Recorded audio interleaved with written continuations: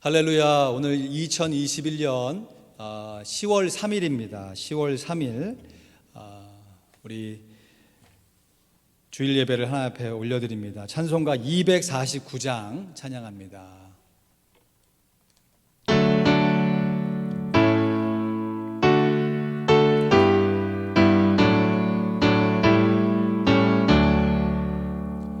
주 사랑하는 자 나 찬송할 때에 그 보좌 앞에 둘러서 그 보좌 앞에 둘러서 영광 돌리세 큰 영광 돌리세 저 밝고 묘한 시온성 향하여 가세 내 주위에 찬란한 송에 찬송하며 올라가세 주 믿지 않는 자 다 찬송 못하나 전부의 자녀된 자를 전부의 자녀된 자를 그 기쁨 전하세 그 기쁨 전하세 저 밝고도 묘한 시온성 향하여 가세 내 주위에 찬란한 송에 찬송하며 올라가세 저 하늘 황금길 나 입으기 전에 시온성 언덕 위에서 시온성 언덕 위에서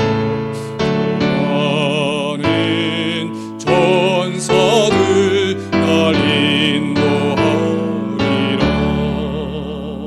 저 밝고도 묘한 시온성 향하여 가세 내 주위에 찬란한 송에 찬송하며 올라가세 내 눈물 다시 또 늘 찬송 부르리 아멘 저 임마누엘 주 앞에 저 임마누엘 주 앞에 나 영광 누리리 나 영광 누리리 저 밝고도 묘한 시온성 향하여 가세 내 주위에 찬란한 송에 찬송하며 올라가세. 이 시간 다 같이 경건한 마음으로 묵상기도 드리시면서 설립 15주년 기념 감사 예배를 하나님 앞에 올려드립니다.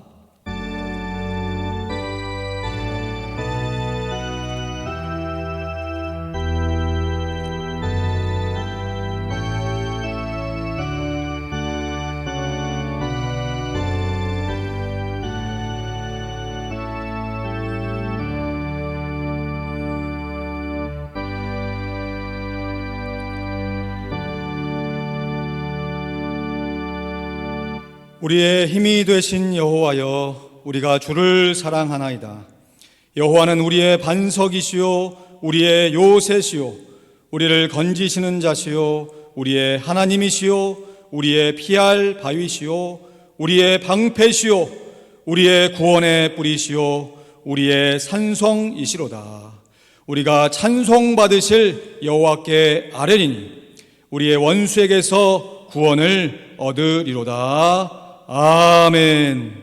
이 시간 설립 15주년을 맞아 하나님 앞에 신령과 진정으로 예수 그리스도의 보혈을 의지하여 담대한 마음으로 나와 예배를 올려 드리오니 우리의 드리는 예배를 받아 주시옵소서. 감사합니다. 예수 그리스도의 이름으로 기도하옵나이다.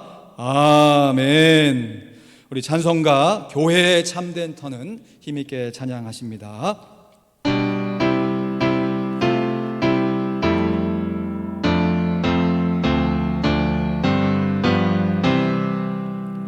교회의 참된 터는 우리 주 예수라. 그 귀한 말씀 위에 이 교회 세웠네. 주 예수 강림하사 피 흘려 샀으니 땅 위의 모든 교회 주님의 신부라. 온 세계 모든 교회 한 몸을 이루어 한 주님 섬기면서 한 믿음 가지네. 한 이름 찬송하고 한 성경 읽으며 다 같은 소망 품고 늘 은혜 받도다. 땅 위의 모든 교회 주 안에 있어서 하늘의 성도들과 한 몸을 이루네.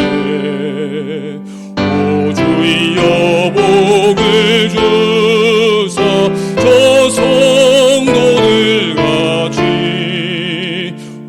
우리도 주와 함께 늘 살게 하소서. 아멘. 교도문 66번 헌당 예배에 관련된 말씀을 함께 봉독하겠습니다. 여호와의 집 우리 하나님의 전정에 섰는 너희여 여호와를 찬송하라.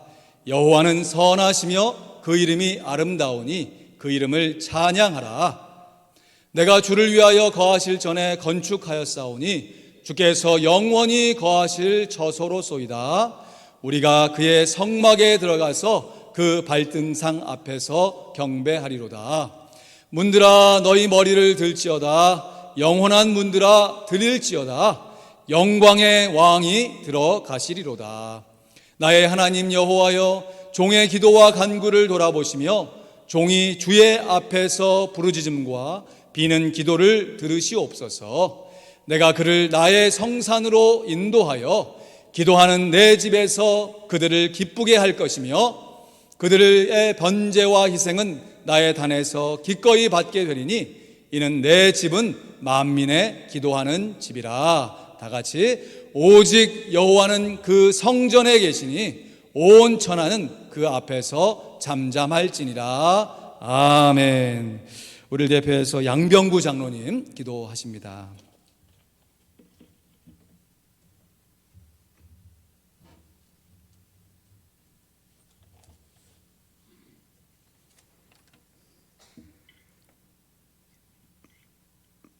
지금도 살아계셔서 온 인류의 모든 역사를 주관하여 감찰하시는 거룩하신 하나님 아버지, 지난 한 주간에도 어려운 시기에 살아가는 동안에도 하나님이 그늘 아래서 보호 아래에 있다가 이러한 모습으로 나와 예배 드리게 하심을 감사드립니다.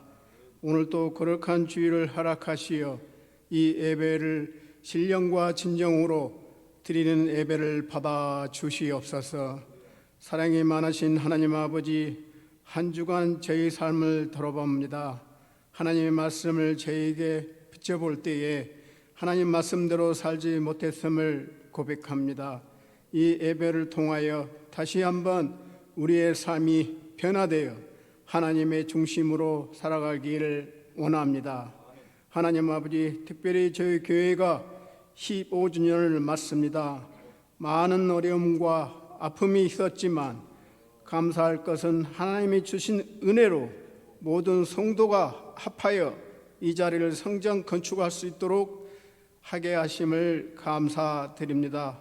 앞으로 이 장소에서 저희 교회가 하나님의 뜻 가운데 세우신 교회가 선교하는 교회, 전도하는 교회, 양육하는 교회, 기도하는 교회, 성도 간의 사랑이 넘치는 교회가 되길 원하며 이 지역의 구원성이 되게 하시며 죽어가는 많은 심령들이 복음을 전할 수 있게 하시며 목사님 비롯하여 모든 성도가 한 마음으로 하나님의 뜻을 따라 가는 화평 장로가 되게 하옵시고 지금 코로나로 바이러스로 인하여 전도에 열심을 하지 못하고 있습니다. 어려운 시기지만 이런 상황에도 모든 성도가 이 자리를 지키며 나아가 교회를 지키게 하시며 너는 말씀을 전파하라. 때를 어떤지 못 어떤지 항상 심쓰라. 말씀 따라 하게 하시며 열심과 그 헌신이 하나님께 영광 돌리게 하옵소서. 능력이 무한하신 하나님 아버지, 오늘 말씀을 전할 송영성 목사님에게 성령의 능력을 덧입혀 주시고 가정과 건강을 지켜주시고 선포되는 메시지를 온 성도들이 새 힘을 받으며 세상의 모든 악한 것들과 자유하게 하게 되는 은혜를 허락하여 주시옵소서. 또한 육체적인 질고가 마음의 근심이 있는 성도들에게 회복의 역사를 허락하여 주시옵시고 특별히 이 시간 통해 많은 감동과 은혜를 실생활과 이웃에게 실천하는 행할 수 있는 강한 믿음을 허락하여 주시옵소서. 이 예배를 통하여 하나님께 큰 영광 받으실 믿사오며 존귀하신 예수 그리스도 이름으로 기도합니다. 아멘.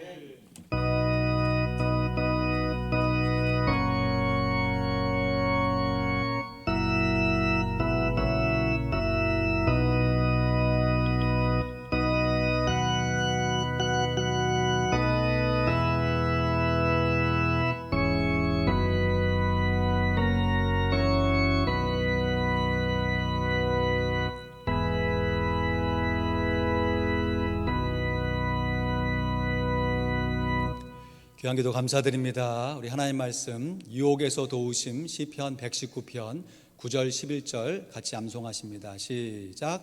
유혹에서 도우심 시편 119편 9절 11절 말씀. 청년이 무엇으로 그 행실을 깨끗게 하리까? 주의 말씀을 따라 삼갈 것이니이다. 내가 주의 말씀을 제가 많이 틀렸네요. 우리 귀한 날에 죄송합니다. 다시 하겠습니다. 저의 불찰 다시 한번 시작. 유혹에서 도우심 시편 119편 9절 11절 말씀. 청년이 무엇으로 그 행실을 깨끗게 하리까? 주의 말씀을 따라 삼갈 것이니이다. 내가 주께 범죄치 아니하려 하여 주의 말씀을 내 마음에 두었나이다. 시편 119편 9절 11절 말씀. 아멘. 잘해주셔서 감사합니다. 우리 다음 주 암송 구절도 같이 읽지요. 시작. 그리스도를 첫 자리에 모심. 마태복음 6장 33절 말씀. 너희는 먼저 그의 나라와 그의 의를 구하라. 그리하면 이 모든 것을 너희에게 더하시리라. 마태복음 6장 33절 말씀. 아멘. 우리 좌우 앞뒤로 교제 나누실 때 이렇게 인사하실까요? 15주년을 축하드립니다. 서로에게 축하하시고 격려하시죠. 15주년을 축하드립니다. 15주년을 축하드립니다. 감사합니다. 오늘 함께 본 하나님의 말씀 마태복음 7장 24절로 27절까지 말씀 봅니다. 마태복음 7장 24절로 27절 말씀. 우리 한 목소리로 같이 봉독합니다. 마태복음 7장 24절로 27절입니다. 그러므로 시작. 그러므로 누구든지 나의 이 말을 듣고 행하는 자는 그 집을 반석 위에 지은 지혜로운 사람 같으니 비가 내리고 창수가 나고 바람이 불어 그 집에 부딪히되 무너지지 아니하니나니 이는 주초를 반석 위에 놓은 연고요 나의 이 말을 듣고 행치 아니하는 자는 그 집을 모래 위에 지은 어리석은 사람 같으리니 비가 내리고 창수가 나고 바람이 불어 그 집에 부딪힘에 무너져 그 무너짐이 심하니라. 아멘. 오늘 귀한 말씀을 나눠주실 목사님은 송영성 목사님이십니다. 저희 교회가 속한 KAPC 동남부노회 공로 목사님이시고 또 많은 후배 목사님들로부터 존경을 많이 받으시는 참으로 좋으신 목사님이십니다. 우리가 여러 차례 말씀을 들었는데 오늘 설립 15주년 기념을 맞아서 우리가 함께 말씀을 나누고 또 하나님께서 우리에게 주신 은혜를 목사님을 통해서 마음껏 누리기를 원합니다. 목사님 오실 때 우리 할렐루야로 환영하도록 하겠습니다. 목사님 오시죠.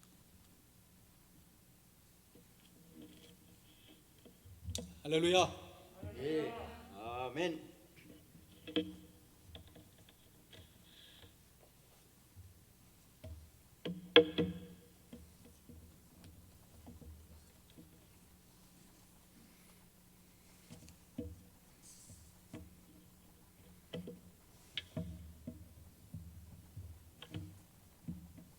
우리 잠시만 기도드리겠습니다.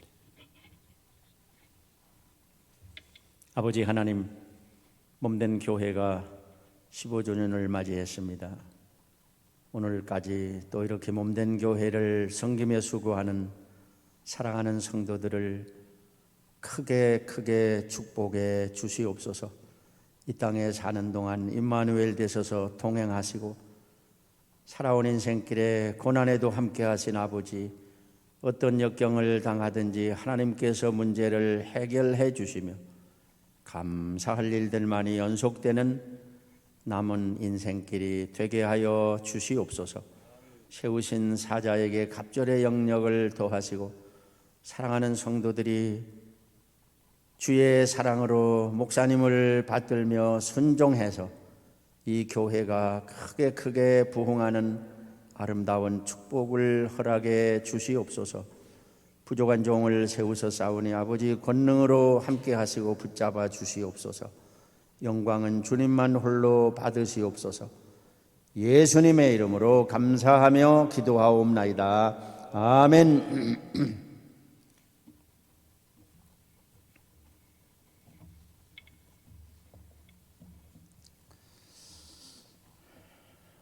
화평교회는 제가 여러 차례 와서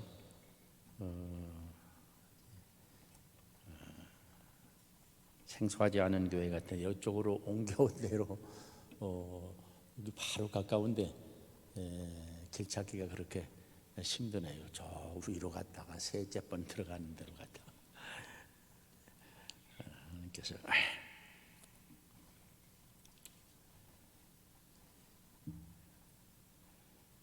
반석 위에 세운 교회가 돼서 하나님의 축복을 받으시는 여러분 되시기를 바랍니다.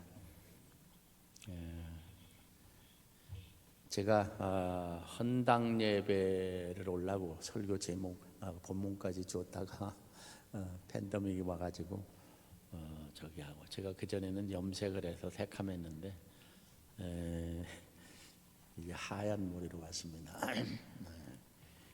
저희 후배 목사님이 너무너무 잘하는 목사인데 한번 이 목사들 모임에 갔더니 이렇게 아무개 목사님 맞아요? 그러더라고. 예, 그래서 제가 죽기 전에 명담을 하나 만들려고 다 먹어도 나이는 먹지 마라 그랬더니 말이 안 되더라고. 내가 먹고 싶으면 먹는 게 안 되더라고. 예, 죄송합니다. 여기 24절 서두에 그러므로라는 말이 나와 있습니다. 앞에 있는 내용과의 연관을 말하는 것입니다. 바로 그가 반복해서 주님을 부른 것도, 주님의 이름을 가졌던 어떤 직분도, 주의 이름으로 행한 어떤 권능도 주님 앞에 전혀 인정받지 못했다고 하는 내용이 그 전에 21절 23절에 나옵니다. 모든 것들이 주님이 알지 못하는 바 되었고 불법을 행하는 자로 판정을 받고 내게서 떠나가라고 하는 배척을 받게 된 원인이 어디에 있을까요? 오늘 21절 말씀에 하늘에 계신 내 아버지 뜻대로 행하는 자라야 들어가리라. 이 사람에게는 아버지의 뜻대로 행치 않았다고 하는 치명적인 약점을 가지고 있었던 것입니다. 그래서 말씀의 후편으로 여기 이 반석 위에 세운 집과 모래 위에 지은 집의 비유를 주신 줄로 압니다. 그래서 21절 23절에는 말만 하고 실행이 없는 자의 비극을 경고하는 반면에 오늘 읽은 우리의 본문은 듣기만 하고 행함이 없는 자의 비극을 경고해 주시는 것입니다. 두 사람이 집을 지었습니다. 그런데 한 사람은 지혜로운 건축자로, 다른 한 사람은 어리석은 건축자로 불리어졌습니다. 한 사람은 반석 위에 집을 지었는가 하면 한 사람은 모래 위에 집을 지었습니다. 문자 그대로 사상누각이 옳습니다. 평상시에는 몰랐지만은 비가 내리고 창수가 나고 강풍이 부는 날 두 집의 차이는 너무도 두드러지게 나타났습니다. 모래 위에 집은 무너져 버렸지만 반석 위에 집은 아무 이상이 없었습니다. 우리의 신앙 인격을 건축함에 있어서 반석 위에 건축하는 자가 되어야 한다는 말입니다. 넓은 의미로 우리의 살아가는 삶 전체가 하나의 건축에 비유할 수가 있습니다.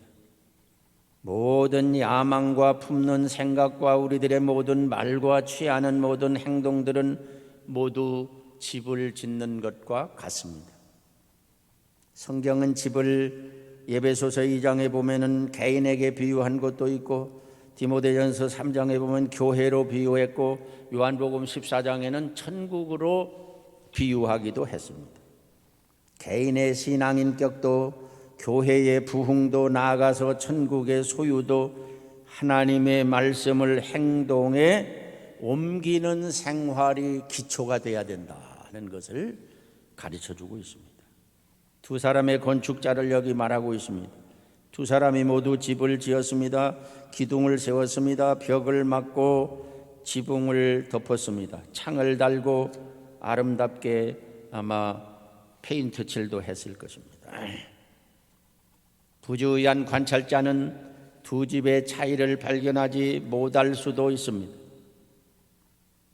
그런데 어째서 한 사람은 지혜로운 건축자로 한 사람은 어리석은 건축자로 여기 판정이 났을까요? 집의 규모에 있을까요? 크고 작은 차이가 아닙니다. 재료와 품질에 있지 않습니다. 한 사람은 좋은 재료를 썼고 한 사람은 나쁜 재료를 썼고 디자인의 문제가 아닙니다. 본문은 전혀 이런 언급을 하고 있지 않습니다. 문제는 기초에 있다라고 말합니다. 유사한 외적 모양과 형식을 갖추었기 때문에 식별이 곤란합니다.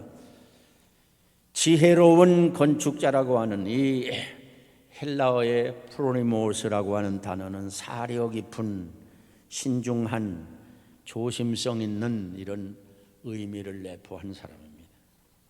어리석은이라고 하는 모로스라고 하는 단어는 둔한, 불합리한, 또 얼간이 바보스러움이라는 뜻을 내포하고 있는 단어입니다. 두 건축자의 차이점이 무엇일까요? 지혜롭고 미련한 차이점이 무엇입니까? 지혜롭다는 평판을 받은 원인이 무엇일까요? 첫째로 기초를 든든히 했다는 것입니다. 문제는 기초에 있습니다. 어리석은 자는 기초에 대해서는 아예 관심조차 없었습니다. 지혜로운 건축자는 기초에 관심을 두고 건축을 했습니다.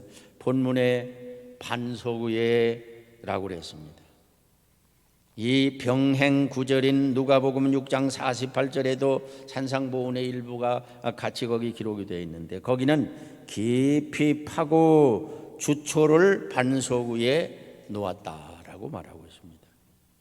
건축에 있어서 기초라고 하는 것은 대단히 중요한 것입니다. 보이지 않는 것이라고 해서 소홀히 할 수 없는 것입니다. 아무리 많은 돈을 투자해서 든든히 건축해도 외부로 나타나지는 않습니다. 바로 신앙생활이라고 하는 것이 보이지 않는 기초공사의 시간과 물질을 쏟는 생활이라고 하겠습니다. 고로 신앙을 위한 어떤 투자도 낭비는 아닙니다. 신앙생활은 땅속에 감추어진 기초공사와 같아서 외부로 잘 드러나지를 않습니다. 세상에서 보면 거짓 신자와 참 신자를 구별하기가 어려운 것입니다. 진실한 자와 불진실한 자를 구분하기가 어렵습니다. 거짓말로 위장을 할 때 더 진실하게 보일 수도 있습니다. 모든 크리스찬의 삶에서 우리들이 외형적인 것은 비슷합니다. 성경을 읽기도 하고 기도도 합니다. 교회에 나가고 설교도 듣습니다. 위신과 체면을 지키기 위해서 가끔 자선사업도 합니다. 그들의 차이를 발견하기 힘든 것은 그들의 삶의 기초가 보이지 않는 땅 밑에 숨어 있기 때문입니다. 그러면 그토록 중요한 기초가 무엇일까요? 예수님은 이 비유에서 분명하게 가르쳐 주십니다. 하나님의 말씀을 생활 속에서 실천하는 것이라고 가르쳐 주시고 있습니다. 누구든지 나의 이 말을 듣고, 나의 이 말이 누구요? 예수님의 말을 듣고 행하는 자는 그 집을 반석 위에 지은 지혜로운 사람 같으리니, 나의 이 말을 듣고 행하지 아니하는 자는 그 집을 모래 위에 집을 짓는 자와 같으리니, 참된 문제는 그들이 가르침을 듣느냐 듣지 않느냐, 좋아하느냐 좋아하지 않느냐, 존중하냐 존중하지 않느냐에 있는 거 아니에요. 그 말씀을 생활에 옮기느냐 안 옮기느냐가 문제예요. 그래서 설교를 듣는 태도에 두 가지가 있다고 그러죠. 갈퀴신앙과 삽신앙이 있다고 그러면, 갈퀴는 긁어서 자기 것으로 하는데 삽은 떠가지고서 남에게 던지죠. 흙을 파가지고. 설교 듣다가 오늘 이 집사한테 딱 맞는 말인데 이 집사가 왜 이렇게 안 와? 아직까지 삼성 안 했네. 자기한테는 상관없어요. 이 설교는 우리 며느리한테 딱 맞는 설교인데 오늘 우리 며느리가 안 나왔네. 여러분, 이래서는 안 됩니다. 겸손의 설교를 들으면요, 우리 자신 속에서 겸손의 인격이 이루어져라. 사랑의 설교를 들으면 사랑의 역사가 일어나야 됩니다. 우리가 고백하는 예수님의 주권이, 그분의 말씀이 우리의 삶의 중요한 실체가 되느냐 되지 않느냐의 문제가 있는 것입니다. 주님의 말씀은 무조건 순종하는 삶이 참 신앙의 기초입니다. 그래서 요한일서 1장 6절에는 만일 우리가 하나님과 사귐이 있다고 어두운 가운데 행하면 거짓말하는 자요 진리를 행치 아니하는 자이거니와, 요한일서 2장 4절에도 저를 아노라 하고 그의 계명을 지키지 아니하는 자는 거짓말하는 자요 진리가 그 속에 있지 아니하니. 여러 사람이 말합니다. 야고보 1장 22절에도 너희는 도를 행하는 자가 되고 듣기만 해서 자신을 속이는 자가 되지 말라. 2장 14절에는 만일 우리가 믿음이 있노라고 행함이 없으면 무슨 이익이 있으리요? 그 믿음이 너를 능히 구원하겠느냐라고 반문을 합니다. 공사를 위해서 땅 밑에 투자한 그 비용은 영영 빛을 보지 못하는 것일까요? 그 공사에 많은 투자를 해서 든든히 세운 가치를 발휘할 날이 있으니 그날은 비 내리고 창수가 나고 바람이 부는 날입니다. 그래서 이 지혜로운 건축자는 미래를 내다보았다고 하는 것을 우리 두 번째로 꼽아서 생각할 수가 있습니다. 모래 위에 집을 지은 어리석은 자는 전혀 미래를 내다보지 않았으나 지혜로운 건축자는 미래를 내다보았다는 것입니다. 그는 미래의 예방책을 강구해 둠으로 절박한 파멸에 미리 대처했던 것입니다. 그는 비가 오지 아니하는 좋은 날씨가 오래 가지 않으리라고 하는 것을 예견했습니다. 비가 내리고 창수가 나고 바람이 부는 날이 언제일까요? 인생길에는 순경만 있는 것이 아닙니다. 역경의 날을 의미합니다. 여기 우리 성경에는 비가 내리고 창수가 나고 바람이 불어, 요 가운데 접촉사가 있는데요, 헬라어 원문에 보면은 더 많습니다. 카이라고 하는 단어인데 영어의 and에 해당되는 것이 5번이나 헬라어에는 나옵니다. 숨가쁜 시험과 역경의 연속을 말해 줍니다. 시험과 시련은 여러 가지 형태로 옵니다. 그날은 땅 위에 시련의 날일 수가 있습니다. 시험을 당합니다. 상실, 사별, 죽음의 날일 수도 있습니다. 우리가 직장을 잃었을 때 어떤 반응을 하겠습니까?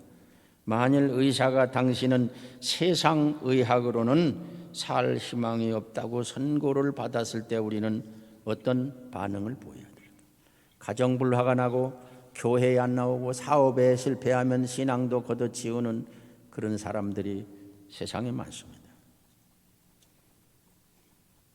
이런 것보다도 제일 중요한 것은 그날은 주님의 심판대 앞에 서는 날이기도 합니다. 마지막 주님의 심판대 앞에 서는 것은 확실합니다. 그날의 양과 염소를 가르듯 하신다고 그랬습니다.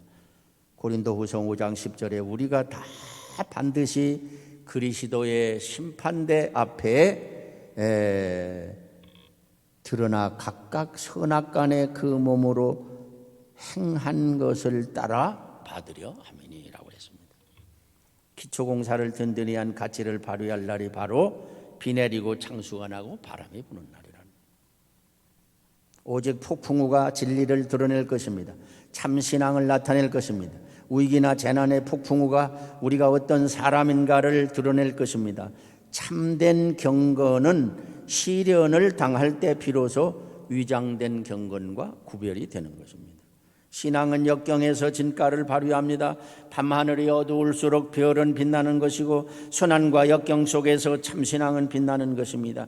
겨울이 돼야 소나무 잣나무를 안다는 것처럼 역경과 시험을 당해봐야 참 신자를 알아볼 수 있는 것입니다. 일본 대동경 지진 때 모든 건물이 다 무너졌습니다. 하나도 남지 않아. 그런데 하나만 안 넘어진 거예요.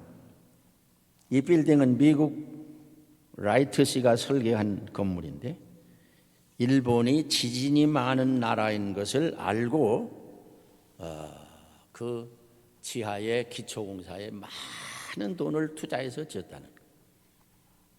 그래서 비난을 많이 받은 공사할 때 그런 건축이었는데 지진이 지난 후에 완전히 그 건물이 보존되는 것을 보고 건축가의 명성을 떨쳤다고 하는 말이 있습니다. 여러분의 신앙의 집은 견고한 반석 위에 세우시기를 주의 이름으로 빕니다. 그리고 여기 우리에게 분명하게 말씀하는 것은 이 반석은 그리스도를 말한다고 분명히 말하죠. 반석이신 그리스도. 저는 산상보훈을 요새 제가 은퇴하고 나서 은목교회 나가는데 산상보훈 마태복음 5장에서부터 조금씩 나갑니다. 돌아가며 설교를 하니까 몇 년이 걸렸는지 몰라요. 그런데 그 산상설교의 제일 마지막이 오늘 읽은 이 말씀입니다. 모든 교훈이 그리스도와 관련이 있을 때만 유용하기 때문입니다. 24절에 나의 이 말을 듣고, 예수님이 지금 하시는 설교죠. 그 행하는 자는 그 집을 모래 반석 위에 지은 지혜로운 사람 같으리니. 산상설교 넓은 의미로 말하면 주님의 입에서 나오는 사람에게 전달된 모든 말씀, 바로 이 말씀을 실천하는 삶이 반석 위에 집을 짓는 것이라. 나아가서 주님의 말씀을 통해서 그의 마음과 의지 또는 자신의 존재를 나타내므로 이 비유의 해석에 있어서 그리스도 자신을 반석이라고 해석하면 잘못이 아닙니다. 골로새 2장 6절 7절에 분명하게 나옵니다. 그러므로 너희가 그리스도 예수를 주로 받았으니 그 안에서 행하되 그 안에서 뿌리를 박으며 세움을 입어 교훈을 받은 대로 믿음에 굳게 서서 감사함을 넘치게 하라. 시편 28편 16절에 주 여호와께서 가라사대 보라 내가 한 돌을 시온에 두어 기초돌을 삼았나니 시험하는 돌이요 견고한 기초돌이라. 그것을 믿는 자는 급절치 아니할까. 예수님 분명하죠. 베드로전서 2장 6절에도 베드로는 이 말씀을 인용해서 보라 내가 택한 보배롭고 요긴한 모퉁이 돌을 시온에 두노니 저를 믿는 자는 부끄러움을 당하지 아니할 것이요. 고린도전서 3장 11절에 이 닦아둔 터 외에 능히 다른 터를 닦아줄 자가 없으니 이 터는 곧 예수 그리스도시라. 이스라엘 백성이 반석 위에서 물을 마신 사건도 성경은 예수 그리스도라고 해석하고 있습니다. 반석 위에 집을 짓는다는 것은 주님의 말씀에 귀를 기울일 뿐 아니라 또한 그 받은 구원에 대한 감사로서 그의 명령을 실천에 옮기는 것을 말합니다. 참 옳은 말이다 하고 듣기는 하면서 예수님과 인격적 관계가 없다고 하면 그에게는 이 교훈은 무용한 것입니다. 이런 자는 모래 위에 집을 짓는 자인 것입니다. 모래 위에 집을 짓는 자는 누가복음 6장 49절에는 기초 없이 지은 사람이라고 표현하고 있습니다. 그리스도를 기초로 하지 않는 신앙은 다 헛것입니다. 예수님의 말씀, 그의 성격과 의지의 계시에 의해서 다스림을 받든지 세상 여론에 흔들리는 갈대가 되든지 양자택일을 해야 될 것을 여기 촉구하시는 강한 말씀이라고 생각을 합니다. 주님의 말씀은 그의 의지의 표현인 거로 그 교훈을 실행하는 것은 주님께 순종하는 것입니다. 예수님의 말씀은 너의 신앙이 나 위에 세워져야 된다라고 순종을 배우는 것이 인생에서 가장 중요한 것입니다. 예수님께 대한 순종이 생명을 얻는 유일한 기반이 됨을 주장하는 것입니다. 예수님께서 순종하며 사는 삶은 어떤 시험 풍파도 이길 수 있고 든든한 반석 위에 집을 짓는 것이라고 말합니다. 우리 찬송에 있죠. 이 몸의 소망 부행가 우리 주 예수뿐일세. 우리 주 예수밖에는 믿으리 아주 없도다. 굳건한 반석 되시니 그 위에 내가 서리라. 여러분 중에 나는 그저 인생 사는 거지 어리석어서 모래 위에도 안 짓고 반석 위에도 안 짓는다. 그러나 여러분의 삶이 하나의 건축이라는 사실을 아셔야 됩니다. 이 지구상에 단 한 사람의 예외도 없이 다 집을 짓는 사람이에요. 세상 모든 사람들 집을 짓는 자니 반석 위가 아니면 그 다음에 뭐요? 모래 위. 예수님 위에 앉으면 모래 위에 짓도록 돼 있는 중간은 없어요. 그래서 산상보훈 7장 13절부터 그 선택의 마지막 도전을 하고 계시죠. 팔복을 얘기하시고 기도의 교훈을 얘기하시고 여러 가지 얘기하시고 나서 거기 말씀합니다. 좁은 문 넓은 문 어디로 가겠느냐. 사람이 많이 간다고요. 넓은 문으로 가요. 거짓 선지자와 참 선지자, 좋은 나무와 못된 나무, 불법을 행하는 자와 아버지의 뜻대로 행하는 자, 반석 위에 집을 짓는 것과 모래 위에 집을 짓는 두 가지를 말합니다. 하나님의 자녀는 말씀대로 살아야 한다고 하는 지적인 인식보다 더 중요한 것은 이렇게 실제로 살아야 하는 삶이 중요한 것입니다. 시련은 두 집에 모두 닥치게 됩니다. 우리는 죄악 세상에 사는 동안 시험과 시련을 피할 수 없습니다. 바람 없는 대지가 없고 풍랑 없는 바다가 없듯이 시험 없는 사람은 하나도 없습니다. 오남매의 가장이 어린 자녀를 남겨주고 세상을 떠나기도 하고, 또 하루아침에 사업이 망하기도 하고, 불치의 병이 엄습해 오기도 하고, 시험 걱정 모든 괴로움 없는 사람 누군가 부질없이 낙심 말고 기도드려 구하되. 찬송 가사대로입니다. 근심 걱정 무거운 짐 안해진 자 누군가 피란처는 우리 예수 주께 기도드리세. 바울이 에베소 2장 20절에서 너희는 사도들과 선지자들의 터 위에 세우심을 입은 자라 그리스도 예수께서 친히 모퉁이 돌이 되셨느니라. 구약의 선지자와 신약의 사도가 누구를 가르쳤어요? 예수님을 다 가르친 겁니다.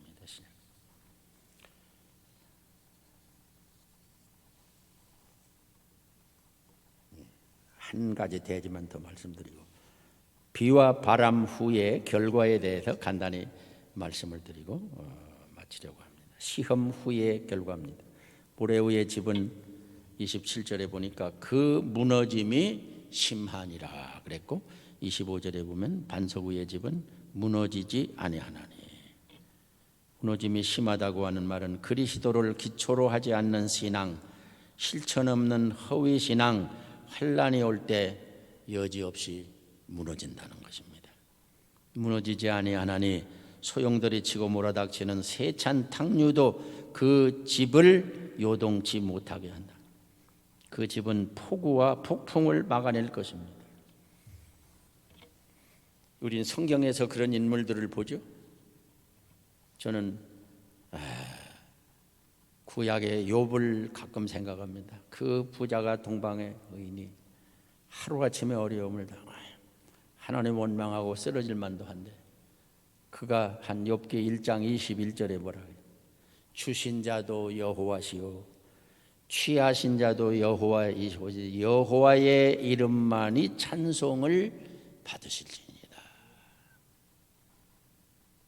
구약의 하박국을 보세요. 무화과나무가 무성치 못하며 포도나무에 열매가 없으며 감람나무에 소출이 없으며 밭에 식물이 없으며 우리의 양이 없으며 외양간에 소가 없을지라도 다 그냥 세상 거 다 허무하게 없어졌지만, 그러나 나는 여호와를 인하여 즐거워하리니 나의 구원의 하나님을 인하여 기뻐하리로다.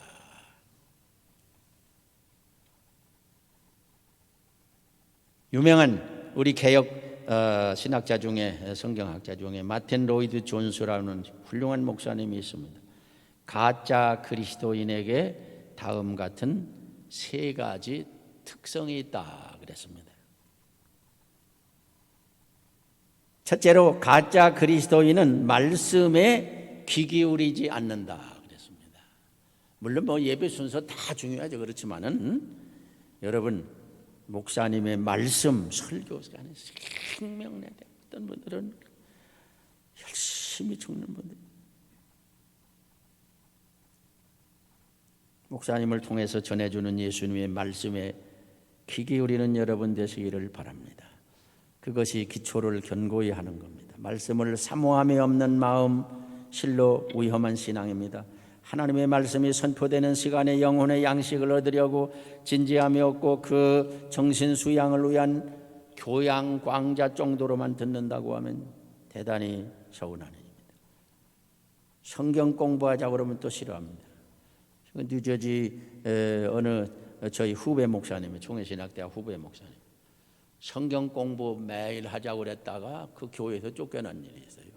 목사님 이민교회 사정도 모르고 하면서. 두 번째, 이 마틴 로이드 존스 목사님이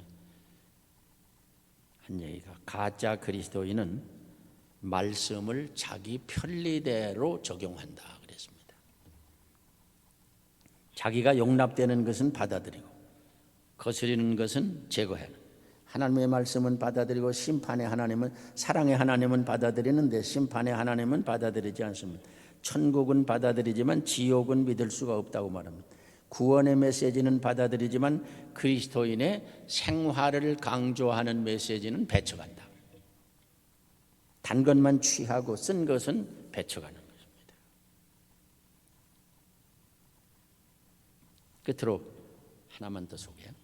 가짜 그리스도인은 말씀을 듣고도 인격과 생활에 도무지 변화가 없다. 참된 믿음은 하나님의 말씀이 궁극적으로 우리의 삶과 인격에 연결되지 아니하면 안 됩니다. 우리가 신앙에 있어서 가장 경계해야 될 것은 생활과 믿음을 분리하는 겁니다. 그래서 저는 새벽에 성도들을 위해서 기도할 때, 은퇴한 지가 지금 뭐 한 12년이 넘었습니다만 70에 은퇴하고 그대로 그때 섬기던 뭐 최근에 온 사람들이야 모르겠지만 아침마다 그 이름을 부르면서 기도를 하는 언행일치가 되게 해다 신행일치가 되게 해달라고 기도를 합니다. 믿음과 인격을 분리하고 믿음과 생활을 분리하는 것은 커다란 비극이라는 사실을 여러분 알아주시기를 바랍니다. 마지막 환난 날에 보존되기 위한 우리의 건축을 위해서 말씀을 실행함으로 기초를 든든히 하시는 여러분 되시기를 바랍니다. 지식은 행동화하지 않으면 안 되고 이론은 실천되어지지 않으면 안 되고 신앙은 생활화되어지지 아니하면 안 되는 것입니다.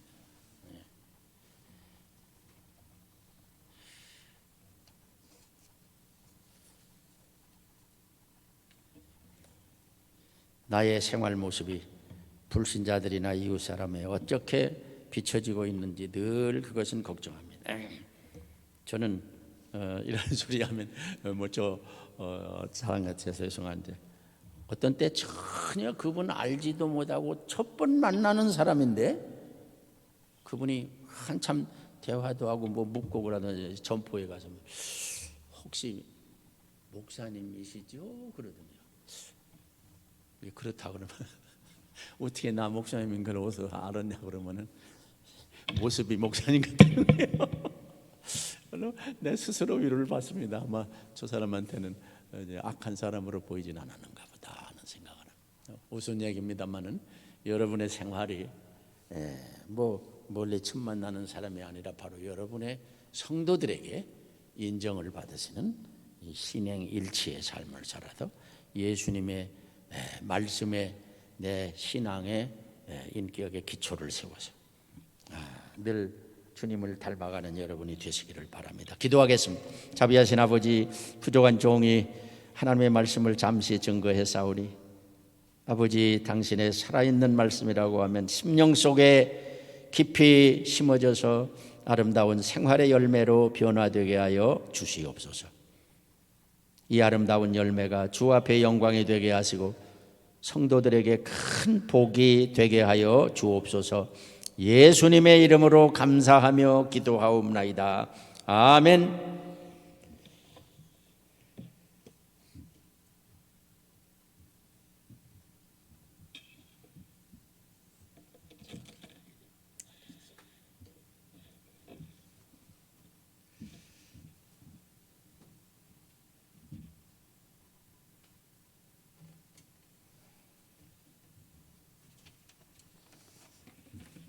교회 말씀 감사드립니다. 우리 교회 앞에 광고 말씀드립니다. 오늘 특별히 교회 설립 15주년을 통해서 하나님 앞에 찬양과 영광을 올려드립니다. 할렐루야. 오늘 설립 기념 예배에 귀한 말씀 증거해 주신 송영석 목사님께 다시 한번 감사의 말씀을 드립니다. 또 기억이 생생합니다. 우리가 작년 봄이었죠. 우리 헌당 예배를 3월 15일 날 다 준비해서 이렇게 기념 선물도 준비하고 또 강사 목사님께 드릴 선물까지 예쁘게 다 포장까지 해놨는데 그때 팬데믹이 고부터 시작해가지고 취소가 되는 바람에 우리가 예배를 하나님 앞에 드리지 못한 것이 참 마음에 참 죄송한 마음으로 남아 있는데 그럼에도 우리가 하나님 앞에 성실하게 예배를 드려왔고 또 오늘 귀한 기념일을 맞아서 목사님 모시고 함께 예배할 수 있어서 진심으로 감사를 드립니다. 우리 다락방 순장 모임이 오늘 주일 오전 10시에 중고등부서에 있겠고요. 또 지난 한 달간 여러분 성실하게 또 기도 가운데 자원 아우침으로 드린 선교 구제 헌금은 우리 교회가 후원하는 후원 선교사님들과 주변의 어려운 이웃들을 위해서 잘 사용하도록 하겠습니다. 그리고 우리 교회 설립 15주년 기념을 해서 한 가지 참 귀한 행사를 진행하려고 합니다. 성경 필사 대회를 진행하는데요. 지금 저희 노예별로도 성경 필사 대회를 진행하고 있습니다. 근데 범위가 신약 성경이어서 한 번에 접근하기가 좀 어려우신 분들이 많으신 것 같아요. 그래서 저희 교회는 범위를 좀 줄여서 전도서와 로마서, 그러니까 전도서가 12장, 로마서 16장이니까 한 30장 정도 되는 분량을 2달에 걸쳐서 함께 쓰자 하는 취지를 가지고 신청하려고 합니다. 그래서 다음 주일에 여러분 신청하시는 분들에게 예쁜 노트와 펜을 나눠드릴 겁니다.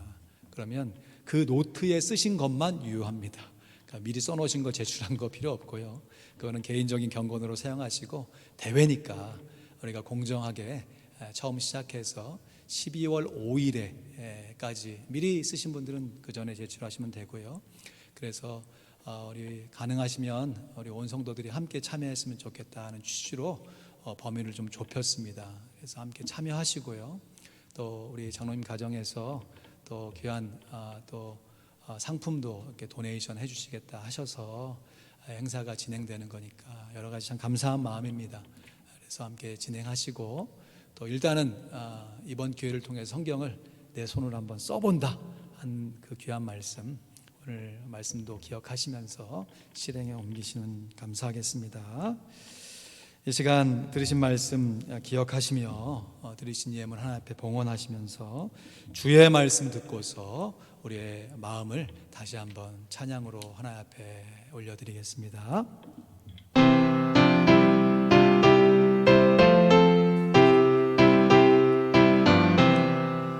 주의 말씀 듣고서 준행하는 자는 반석 위에 터다고 집을 지은 같아. 비가 오고 물나며 바람 부딪혀도 반석 위에 세운 집 넘어지지 않네.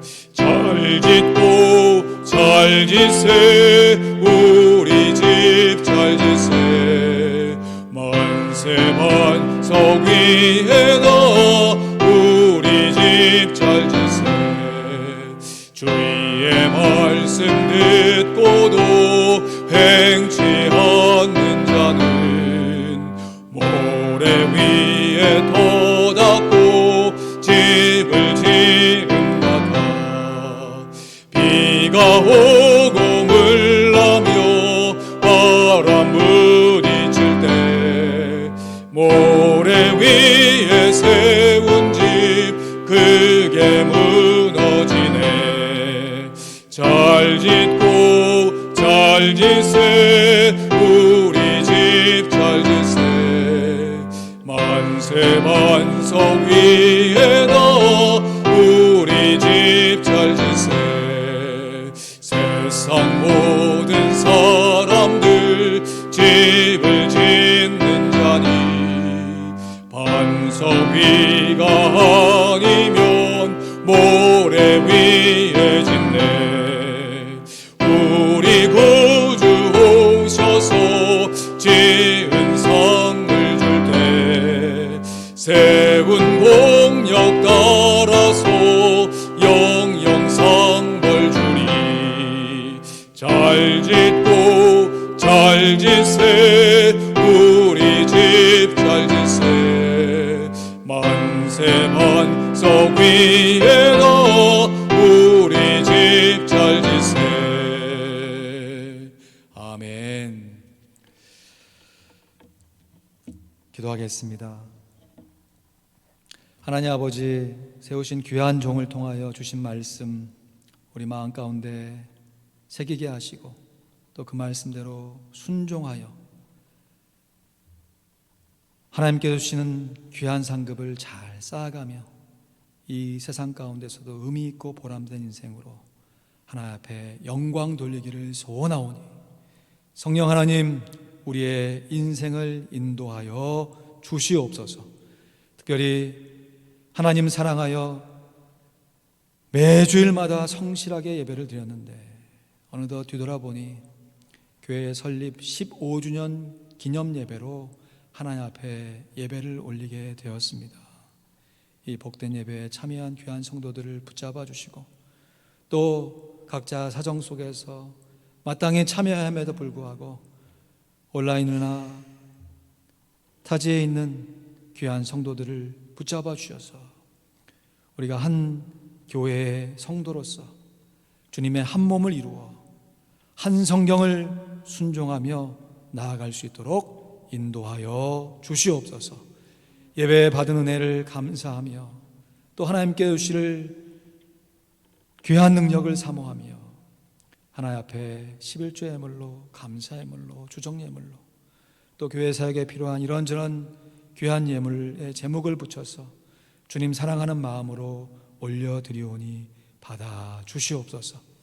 이 귀한 예물이 사용될 때 우리의 말씀에 순종이 드러나게 하시고 또 다른 사람이 하나님의 말씀을 듣고 변화되어 우리와 함께 하나님 앞에 예배할 수 있도록 역사하여 주시옵소서. 이번 한 주간도 우리 귀한 성도들의 신앙과 생활과 일터와 가정을 지켜 보호하여 주시옵소서. 또한 한결같이 하나님 앞에 충성 봉사하시며 연로하신 나이임에도 불구하고 정정하신 모습으로 하나님의 말씀을 담대하게 선포해 주신 귀한 목사님에게 하나님께 주시는 신령한 은혜가 날마다 부어지게 하시고 목사님을 통하여 그 가정을 통하여 그 가족과 섬겼던 교회를 통하여 하나님 큰 영광 거두어 주시옵소서. 감사합니다. 예수 그리스도의 이름으로 기도하옵나이다. 아멘. 이제 예배를 송영성 목사님의 축도로 마치도록 하겠습니다.